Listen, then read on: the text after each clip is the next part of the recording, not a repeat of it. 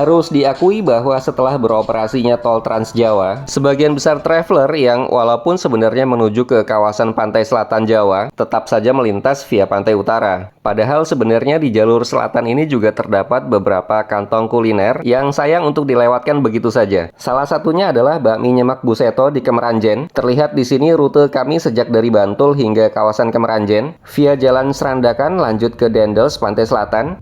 Terlihat pada video saat kami melintasi terowongan Bandara YIA, Yogyakarta International Airport di Kulon Progo. Ini adalah bandara yang relatif baru ya, pengganti bandara lama di kawasan Meguwo. Terowongan Bandara Internasional Yogyakarta YIA ini adalah terowongan jalan raya terpanjang di Indonesia, menghubungkan Desa Gelagah dan Desa Palian, Temon, Kulon Progo. Panjang terowongan ini 1,4 km, lebar 7,85 meter, dan tingginya 5,2 meter. Terdiri dari 2 jalur, terbagi menjadi bagian tertutup dan terbuka. Terdapat juga 34 buah kipas penyedot udara dan 8 pintu darurat. Fasilitas yang tersedia di sini diantaranya sistem audio untuk menyampaikan pesan keselamatan berkendara. Lalu ada lagi rumah pompa untuk mengantisipasi genangan air serta lapisan water stop pada dinding dan lantai terowongan. Di sepanjang dinding kanan kiri terowongan itu terdapat ornamen patung tari tradisional seperti jatilan dan angguk putri. Motif pembatas jalannya itu sendiri berupa setilir renteng khas Yogyakarta. Terowongan bandara ini tentunya bermanfaat dalam memperlancar arus lalu lintas warga Kulon Progo dan sekitarnya, juga mendukung jalur pantai selatan Jawa sebagai alternatif jalur Pantura. Di atas terowongan ini sendiri memang berada Bandara Baru YIA. Lokasi bandara baru ini memang berada tepat memotong jalur pantai selatan. Itulah sebabnya mengapa dibangun terowongan ini, sehingga jalur pantai selatan yang membentang dari Banten hingga Jawa Timur itu tetap terhubung. Dengan tetap tersambungnya jalur pantai selatan ini, maka tidak mengganggu mobilitas masyarakat di selatan Pulau Jawa. Selepas terowongan bandara YIA, kita akan menjumpai puluhan kios penjual jambu biji kristal berjajar di sisi utara dan selatan ruas jalan ini, terutama yang berada di perbatasan antara Kabupaten Kebumen dengan Kabupaten Purworejo, Jawa Tengah. Seperti terlihat pada video, kami akan segera melewati kawasan jambu kristal ini. Perkebunannya ada di kiri kanan jalan ya. Kalau kami sih biasa berhenti sejenak untuk sekedar istirahat sambil membeli ya sekedar oleh-oleh lah jambu kristal ini. Di antaranya tempat yang kami sering berhenti itu di Desa Ngombol ya, Kecamatan Wonoroto, masuk ke Kabupaten Purworejo ini. Selain jambu biji kristal, di kios yang berada di pinggir jalan Dendels ini juga terdapat buah-buahan lain ya, seperti melon atau semangka.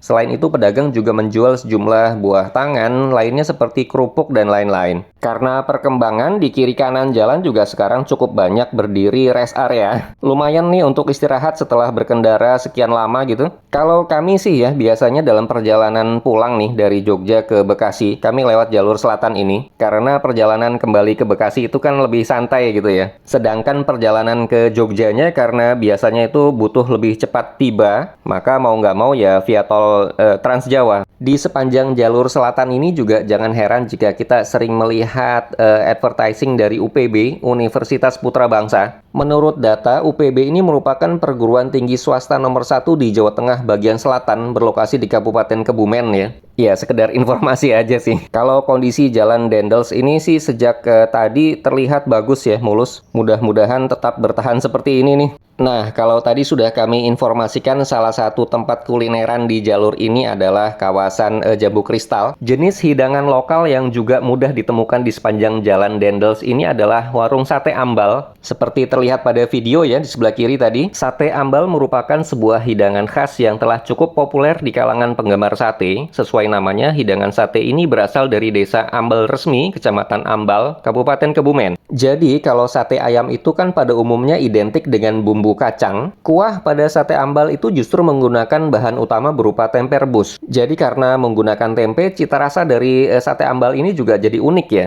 Iya, kami paham seperti juga sate Marangi, mungkin tidak semua orang akan cocok dengan kombinasi rasa ini. Tetapi boleh dicoba deh, sambil sesekali melintas di jalur selatan ya. Mana tahu justru cocok kan bisa jadi langganan gitu. Oke, setelah berkendara terus ke arah barat hingga ke perempatan Pantai Petanahan, GPS biasanya akan memerintahkan kita untuk belok kanan ke utara. Terlihat pada video ini kami sudah belok kanan. Kondisi jalannya lebih kecil, tidak semulus jalan Dendels tadi. Karena bisa dibilang jalan ini kan memang bukan jalan utama ya, penghubung saja antara jalan Dendels dengan jalur selatan Jawa yang lama. Kalau lihat di Google Maps sih namanya ini Jalan Petanahan Karanganyar. By the way, kondisi jalan ini di beberapa tempat masih terlihat cukup parah seperti kelihatan pada video ini ya. Bolong-bolong begitu, becek juga kalau sedang hujan. Ya, mudah-mudahan ke depannya ini segera diperbaiki. Ujung jalan ini akan bersatu lagi dengan jalur selatan Jawa yang lama, tepatnya di Simpang 3 Guyangan, Seruang ya. Bagusnya menurut kami, dengan mengikuti jalur ini tuh kita sudah melewati kota Kebumen, sementara jalur di sekitar Kebumen itu kan biasanya cukup padat ya. Di Simpang 3 Guyangan itu kita belok kiri, sekitar 500 meter ke depan itu kita sudah tiba di Hotel Candisari.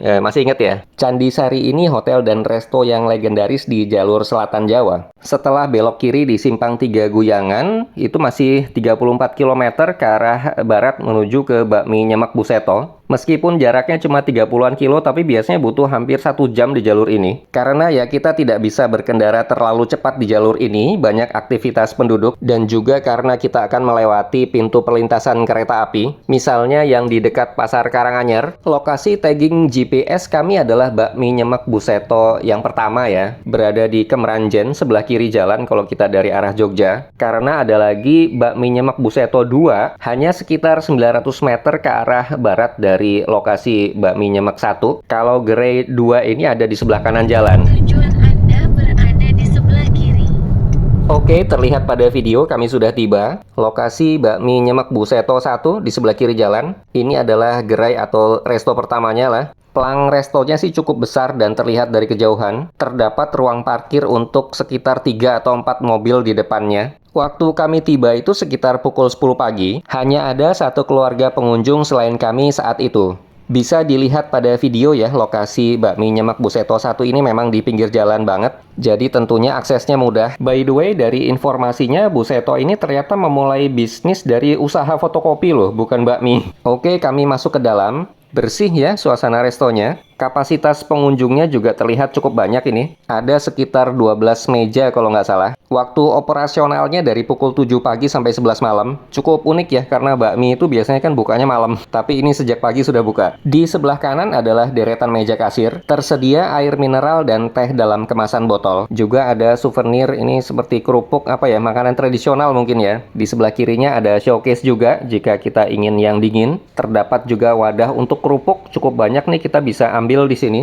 bisa untuk disantap di tempat atau dibawa sebagai souvenir. Di sebelah kanan resto terdapat tempat wudhu, lalu di dalam itu adalah musola. Terdapat kamar mandi juga di daerah ini. Musolanya cukup bersih, kapasitas 4 atau 5 orang masih bisa untuk sholat berjamaah di sini. Ke arah luar terdapat 2 buah kamar mandi yang bisa digunakan oleh pengunjung. Di dinding masih terpampang siaga ambulans Indonesia. Sepertinya ini sisa dari zaman Covid dulu. Selain spanduk menu yang terpampang di dinding, disediakan juga buku menu. Menu andalan di sini yang nggak lain bakmi nyemeknya dijual seporsi Rp25.000. Untuk mencermati menu yang ada, jika diperlukan Anda bisa pause saja videonya ya. Oke, bagi Anda yang tidak terbiasa dengan terminologi bahasa Jawa, mungkin bingung nih nyemek itu artinya apa? Nyemek itu artinya kurang lebih becek lah ya. Jadi maksudnya kering enggak, basah juga enggak. Karena kuah dari bakmi ini kira-kira itu hanya setengah lah dari kuah bakmi pada umumnya. Itu dia mengapa disebut nyemek. Seperti terlihat pada video ya, ada cacahan kubis, telur orak-arik, sawi hijau, dan daging ayam kampung. Sebenarnya tersedia juga bakmi nyemek dengan embel-embel istimewa. Harganya sedikit lebih mahal dari bakmi nyemek yang biasa. Bedanya itu ada tambahan cacahan bakso sapi dan hati ampela. Yang membedakan bakmi Buseto dibandingkan bakmi yang biasa ada di Jogja itu ya, bakmi di sini itu mie-nya pipih panjang mirip kue tiaw, tapi tidak sekenyal dan tidak seelastis kue tiaw. Mie-nya juga hanya satu jenis, yaitu mie warna kuning, nggak ada yang warna putih ya. Selain bakmi nyemek, kami juga mencoba ayam goreng ala Buseto seperti terlihat pada video. Tergolong oke juga loh ini. Kalau untuk minumannya sih kami hanya order es teh manis dan teh hangat saja. Oke, demikian kurang lebih experience kami, bakmi nyemek Buseto. Patut dicoba jika Anda lewat jalur selatan Jawa. That's all for now, goodbye.